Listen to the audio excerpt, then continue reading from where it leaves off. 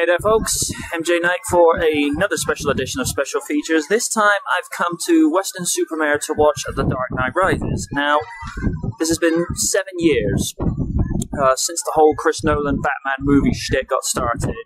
Christian Bale's once again returning as Batman, third appearance. Now, consider this guy is first got to start in Steven Spielberg's The Empire of the Sun in '87, has been in Terminator 4, and has been in Shaft 2000. Now we've got Michael Caine returning once again as Alfred. Now keep in perspective, this guy has been in Get Carter, Alfie, and 7 words that everyone knows so well. You're only supposed to blow the bloody doors off. Now, Tom Hardy is the main villain this time as Bane. Now this guy's been in Bronson, it's the only real one I can think of today he's been, and as a villain in Star Trek Nemesis. He's going to play Bane, which is an interesting thing because you think something to end a situation. You don't think of Bane, you probably think of someone like the Riddler, maybe, you know, if Two-Face hadn't been killed, I'll bring him back. But, I don't know, the general buzz of Bane is a particularly good one. Hopefully it'll be better than I rest my case. Anne Hathaway is Catwoman.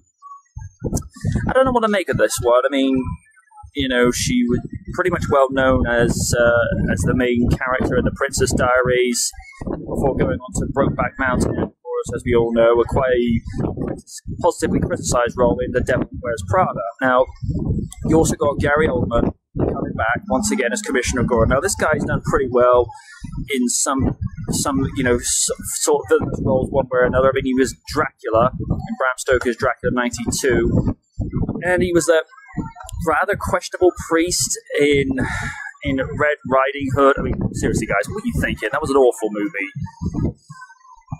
Now, we know what Batman flicks are like, but is this one going to deliver like the last two? You know, everything got the ball rolling with the reimagined version of Batman Begins in '05, and then we saw the escalated sequel in The Dark Knight with Heath Ledger, the late Heath Ledger's portrayal as the Joker. Well, how will this one fare? 3 hours, we'll find out.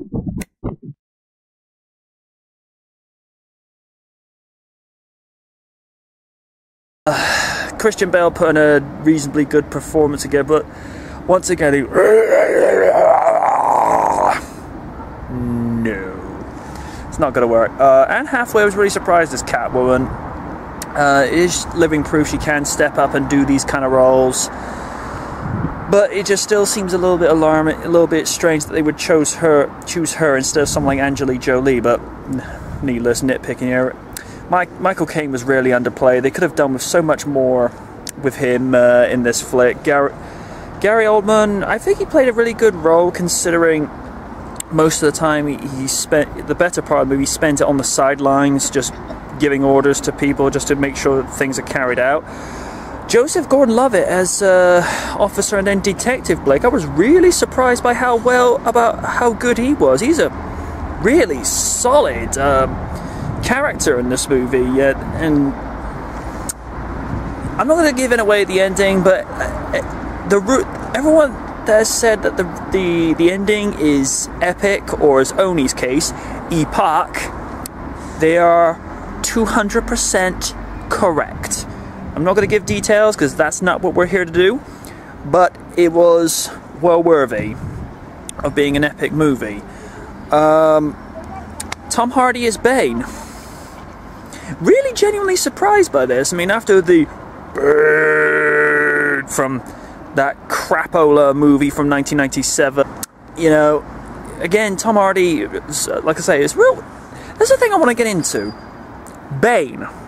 That's a real interesting choice to end with, and I like that they brought Cillian Murphy back as Jonathan Crane. We didn't see him as Scarecrow, but we all know that guy was kind of 2 sandwiches short of a picnic from the events of Batman Begins and whatnot. And Marion Cotillard as Miranda Tate.